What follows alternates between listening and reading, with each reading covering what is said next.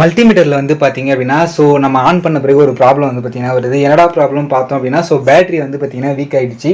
அதாவது நம்ம ஸ்டார்டிங்கில் வந்து புது பேட்டரி கொடுத்துருப்பாங்க. ஸோ கொஞ்ச நாள் யூஸ் பண்ண பேட்டரி வந்து பார்த்தீங்கன்னா சார்ஜ் காலியாகிட்டு இருக்கும் போல். ஸோ நமக்கு வந்து பார்த்தீங்கன்னா இன்டிமேட் பண்ணுது.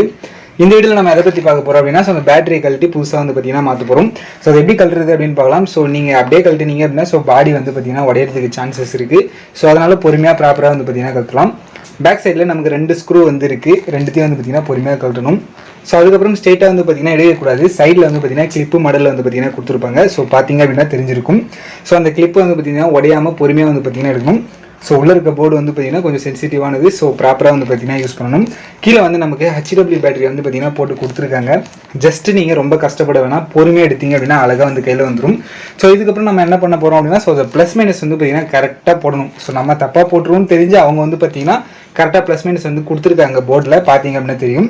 ஸோ நம்ம புது பேட்டரி வந்து பார்த்தீங்கன்னா எடுத்துக்கலாம். ஸோ இதை எடுத்துகிட்டு இதில் ப்ளஸ் மைனஸ் வந்து நீங்கள் கரெக்டாக பார்க்கணும், பார்த்துட்டு கரெக்டாக போடணும். ஸோ இல்லை அப்படின்னா அந்த பேட்டரி வந்து பார்த்தீங்கன்னா ஒர்க் ஆகாது. ஸோ பார்த்தீங்க அப்படின்னா தெரியும். ஸோ கரெக்டாக ப்ராப்பராக வந்து பார்த்தீங்கன்னா பொறுமையாக அழுத்துங்க. ஏன்னா ஜஸ்ட் அந்த ஸ்ப்ரிங்கு தான் வந்து அங்கே கொடுத்துருக்காங்க. பொறுமையாக வந்து பார்த்தீங்கன்னா ப்ரெஸ் பண்ணுங்கள். ஸோ இப்போ ஃபிட்டிங் வந்து பார்த்தீங்கன்னா ஆயிடுச்சு. ஜஸ்ட் அவ்வளோதான் ப்ராசஸ் வந்து பார்த்தீங்கன்னா முடிஞ்சிச்சு. இதுக்கப்புறம் நம்ம பேக் சைடில் வந்து பார்த்தீங்கன்னா பேட்டரி கரெக்டாக இருக்காது அப்படின்ட்டு வந்து செக் பண்ணிக்கலாம். ஸோ இப்போ நான் ஆன் பண்ணுறேன். ஸோ அந்த ப்ராப்ளம் வந்து பார்த்தீங்கன்னா போயிடுச்சு. ஸோ நமக்கு வந்து பார்த்தீங்கன்னா மல்டிமீட்டர் வந்து பக்காவாக வந்து பார்த்தீங்கன்னா ஒர்க் ஆகுது. இப்போ பொறுமையாக வந்து பார்த்தீங்கன்னா இந்த பேக் சைடில் இருக்க பேனல் வந்து பார்த்தீங்கன்னா ஃபிட்டிங் பண்ணணும். ஸோ இப்போ பொறுமையாக வந்து பார்த்தீங்கன்னா லாக் வந்து ப்ரெஸ் பண்ணிக்கோங்க. மறுபடியும் நமக்கு அதுனா 2 ஸ்க்ரூ வந்து பார்த்தீங்கன்னா ப்ராப்பராக போட்டணும். ஸோ பொறுமையாக வந்து பார்த்தீங்கன்னா ஸ்க்ரூ வந்து ஓவர் டைட்லாம் வந்து வைக்காதீங்க. ஜஸ்ட் நார்மலாக என்ன டைட் இருக்கணுமோ ஸோ அந்த டைட்டை வந்து பார்த்தீங்கன்னா இப்போ 2 ஸ்க்ரூ நம்ம போட்டாச்சு. இப்போ பொறுமையாக வந்து டைட் பண்ணிக்கலாம். ஸோ மறுபடியும் சொல்கிறது தான், பிளாஸ்டிக் தான் எல்லாமே. ஸோ அதனால் ரொம்ப கேர்ஃபுல்லாக பண்ணுங்கள். ஸோ இப்போ வந்து பார்த்தீங்கன்னா நம்ம எல்லாமே வந்து பார்த்தீங்கன்னா முடிச்சிட்டோம். ஸோ நம்ம கழட்டி வச்சிருக்க அந்த பேட்டரி வந்து பார்த்தீங்கன்னா இப்போ செக் பண்ண போகிறோம் எவ்வளோ வோல்டேஜ் இருக்குது அப்படின்ட்டு. ஸோ இதில் வந்து பார்த்தீங்கன்னா லெஃப்ட் சைடில் வந்து DC செக் பண்ணுறது கொடுத்துருக்காங்க.